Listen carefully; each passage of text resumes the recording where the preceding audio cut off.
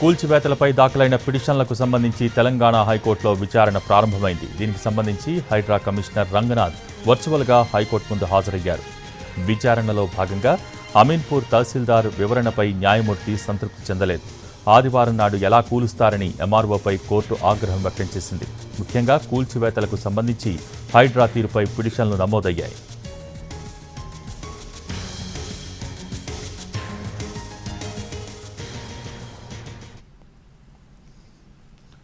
కూల్చివేతలపై దాఖలైన పిటిషన్లకు సంబంధించి తెలంగాణ హైకోర్టులో విచారణ ప్రారంభమైంది.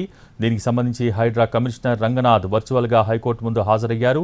విచారణలో భాగంగా అమీన్పూర్ తహసీల్దార్ వివరణపై న్యాయమూర్తి సంతృప్తి చెందలేదు. ఆదివారం నాడు ఎలా కూలుస్తారని ఎంఆర్ఓపై కోర్టు ఆగ్రహం వ్యక్తం చేసింది. దీనికి సంబంధించి పూర్తి సమాచారం మా ప్రతినిధి శర్మ అందించడానికి సిద్ధంగా ఉన్నారు. శర్మ, హైడ్రా వ్యవహారం చాలా సీరియస్ గా హైకోర్టు పరిగణించింది. హైడ్రా కూల్చివేతలపైన ముఖ్యంగా అమీన్పూర్ లో పెదకిష్టారెడ్డిపేటలో ఒక హాస్పిటల్ భవనాన్ని కూల్చివేతను చాలా సీరియస్ గా హైకోర్టు తీసుకుంది. దీనికి సంబంధించి 2 రోజుల క్రితమే హైకోర్టుకు హైడ్రా కమిషనర్ హాజరు కావాలి, అమీన్పూర్ తహసీల్దార్ హాజరు కావాలి, హాజరై వివరణ ఇవ్వాలని ఆదేశించింది. ఆ నేపథ్యంలోనే వర్చువల్ గా హైడ్రా కమిషనర్ రంగనాథ్ హాజరయ్యారు. అమీన్పూర్ తహసీల్దార్ ఆమె కోర్టుకు వచ్చారు.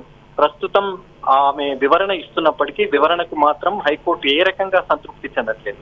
మరి 2 రోజుల ముందే నోటీస్ ఇచ్చి 2 రోజుల ముందే వెకేట్ చేయాలని చెప్పి 48 గంటలు కాకముందే ఎలా కూలుస్తారనేటువంటి దానిపైనే ప్రస్తుతం విచారణ అన్నది జరుగుతోంది. ముఖ్యంగా ఆదివారం నాడు, ఈ నెల 22వ తేదీ ఆదివారం నాడు ఎలా కూలుస్తారు, ఆదివారం సెలవు ఉందన్న విషయం తెలియదా, ఆదివారం నాడు కూల్చడానికి ఉన్నటువంటి చట్టాలేంటి, అసలు ఆదివారం రోజున కూల్చకూడదు అనేటువంటి జడ్జిమెంట్స్ కూడా ఉన్నాయి. ఇవన్నీ తెలిసా తెలియక ఏ విధంగా ఎవరి ప్రమేయంతో ఎవరి ప్రోత్బలంతో ఈ రకంగా చేస్తున్నారనేటువంటి విషయానికి సంబంధించి హైకోర్టు చాలా సీరియస్ గా దీన్ని పరిగణిస్తుంది. అమీన్పూర్ తహసీల్దార్ ఇస్తున్నటువంటి వివరణకు ఏమాత్రం సంతృప్తి చెందట్లేదు. అమీన్పూర్ న్యాయమూర్తి అడుగుతున్న ప్రశ్నకు అమీన్పూర్ తహసీల్దార్ చెప్తున్న సమాధానానికి ఏమాత్రం పొంతన లేకపోవడంతో 1-2 సార్లు కూడా హైకోర్టు చాలా తీవ్రంగా ఆగ్రహం వ్యక్తం చేసింది.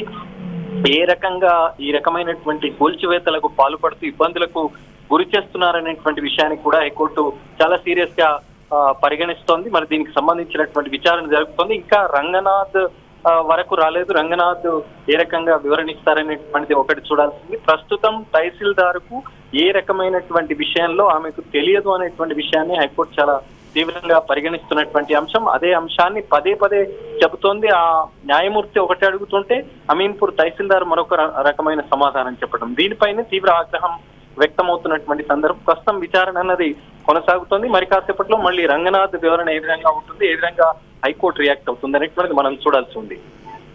Thank you Sharma.